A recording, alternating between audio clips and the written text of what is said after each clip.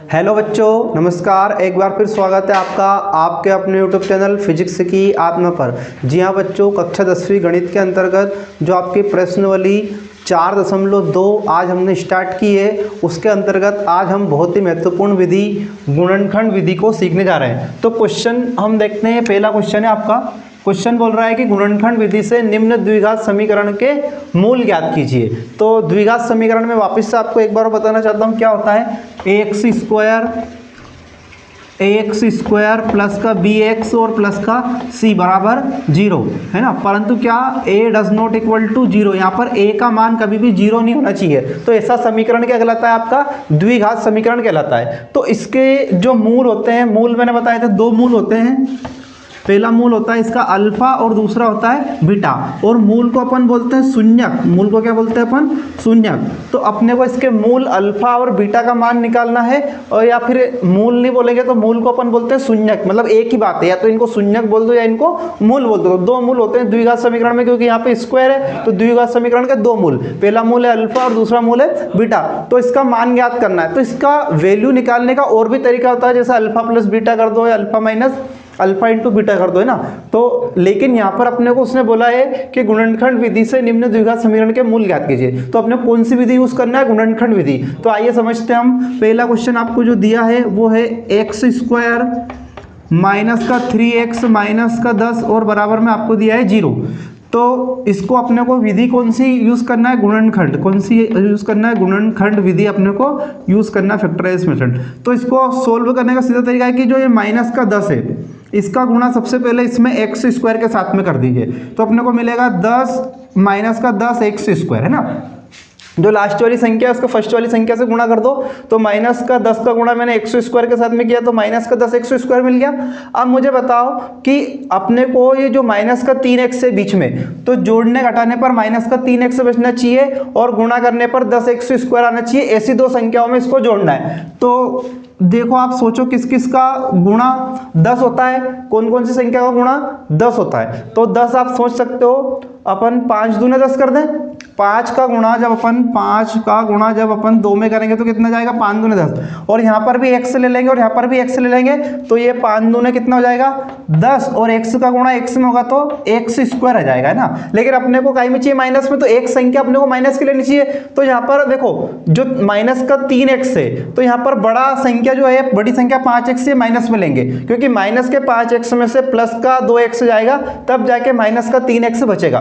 तो इसको हम आगे इस तरीके से लिख सकते हैं। ये है आपका एक्स स्क्वायर माइनस, यहाँ पर आप इसको लिख सकते हो माइनस के 3x की जगह अपन लिख सकते हैं माइनस का 5x और प्लस का 2x, है ना। इस तरह से लिख सकते हैं। देखो, अब मैं गुणा करूंगा।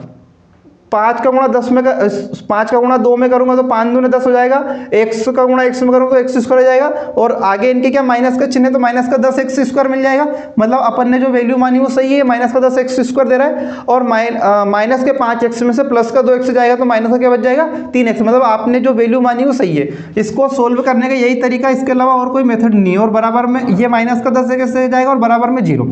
अब इनके पेयर बनाओ, दो के पेयर बनाओ। तो ये दोनों वैल्यू की एक साथ पेयर बनेंगे। ये जो आपका दो वैल्यू इनका एक साथ पेयर बनेगा, और ये जो दो वैल्यू इनका एक साथ पेयर बनेगा, है ना। तो अब इनमें से कॉमन लो, यहाँ पर एक्स स्क्वायर और यहाँ पर भी एक्स है, तो इन दोनों में से क्या कॉमन हो जाएगा? एक्स। तो ब्रैकेट में बचेगा आपका एक्स माइनस का 5, है ना, प्लस फिर इन दोनों में से कॉमन लो, प्लस का 2 कॉमन ले लें, तो यहाँ पर बचेगा अगले ब्रैकेट में एक्स और माइनस का क्या बच जाएगा? 5। क्योंकि देखो यहाँ पर 2 का गुणा करेंगे तो 2 का गुणा x में करेंगे तो 2x मिल जाएगा। 2 का गुणा -5 में करेंगे तो -5 दूने क्या मिल जाएगा? 10 यहाँ पर मिल जाएगा, है ना। और यहाँ पर गुणा करेंगे x का गुणा x में तो x स्क्वायर मिल जाएगा, और -5x में गुणा करेंगे तो मतलब जो कॉमन लो उसका गुणा करने पर वापस ये वाली वैल्यू मिलना चाहिए। जो कॉमन लो गुणा करने पर वापस सेम चिन्ह में वही वैल्यू मिलना चाहिए। तो यहाँ पे अपन ने कोई गलती नहीं की। अब देखते हैं हम आगे, अपने पास में वापस से कॉमन ले लीजिए। एक तो यहाँ पर x माइनस 5 है और यहाँ पर भी x माइनस 5 है, तो एक ब्रैकेट में x माइनस 5 फिर से कॉमन ले लो, और अगले ब्रैकेट में क्या बच जाएगा? x प्लस का 2 बच जाएगा, और बराबर में क्या है आपका? 0 है। तो यहाँ पर x माइनस 5 बराबर में रख दो 0, और x प्लस का 2 बराबर में रख दो 0। तो x बराबर 5 वैल्यू आ जाएगी, और x बराबर -2 यहाँ पर वैल्यू आ जाएगी।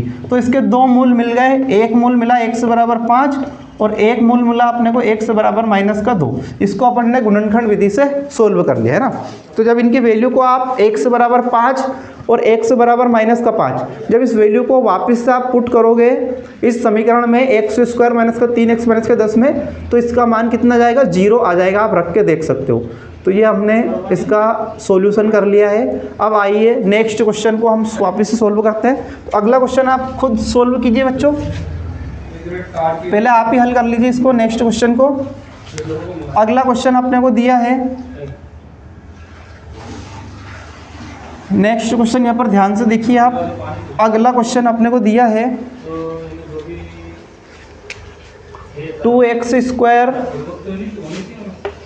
2x² प्लस का x माइनस का 6 बराबर में क्या है, 0।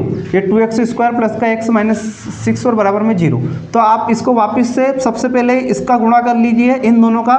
तो ये माइनस का 6 का गुणा 2 से करेंगे तो 6 दूने माइनस का क्या हो जाएगा, 12। और क्या आ जाएगा, x² का गुणा इसके साथ में होगा तो x²। तो ये वैल्यू अपने को यहाँ पर मिली माइनस का 12x²। तो अब 12x² को ऐसे दो रूपों में तो अपने को तोड़ना है कि गुणा करने पर तो माइनस का 12x² चाहिए और जोड़ने घटाने पर प्लस का x बचना चाहिए।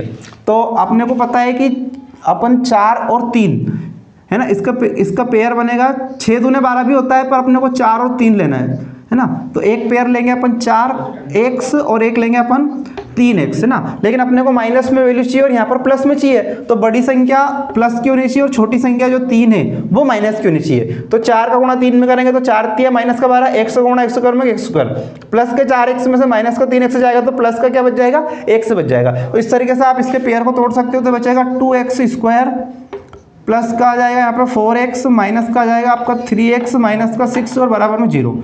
इनके पेयर बना लो, दो संख्याओं के पेयर बना लिए ना। अब कॉमन ले लेते हैं, इन दोनों में से 2x कॉमन आ जाएगा, 2x यहाँ से कॉमन आ जाएगा और 2x यहाँ से जाएगा। तो 2x जब यहाँ से कॉमन ले लेंगे तो यहाँ बचेगा ब्रैकेट में x, और यहाँ पे 2x जब कॉमन ले लेंगे तो केवल क्या बच जाएगा, 2। अब देखो इसका 2x का इस ब्रैकेट के अंदर गुणा करो तो वापस से यही पेयर मिलेगा। 2x का गुणा x में करेंगे तो 2x² हो जाएगा और प्लस फिर 2 का गुणा 2 में करेंगे 2 दूने 4 और x से तो इसके साथ में x जुड़ जाएगा। तो ये 2 दूने 4x आपको वापस से मिल जाएगा। माइनस, अब इन दोनों में से कॉमन लो, माइनस देखो यहाँ पर अपने को प्लस का चाहिए तो यहाँ पर भी माइनस है, यहाँ पर भी माइनस है, दोनों में से माइनस कॉमन ले लो। और 3 यहाँ है और 6 है तो 3 के बारे में चाहता तो केवल 3 कॉमन आ जाएगा। तो ब्रैकेट में प्लस का x और प्लस का क्या बच जाएगा, 2, है ना, और बराबर में क्या हो जाएगा, 0। अब -3 का गुणा करो इस वाले ब्रैकेट में तो यही संख्या मिलनी चाहिए।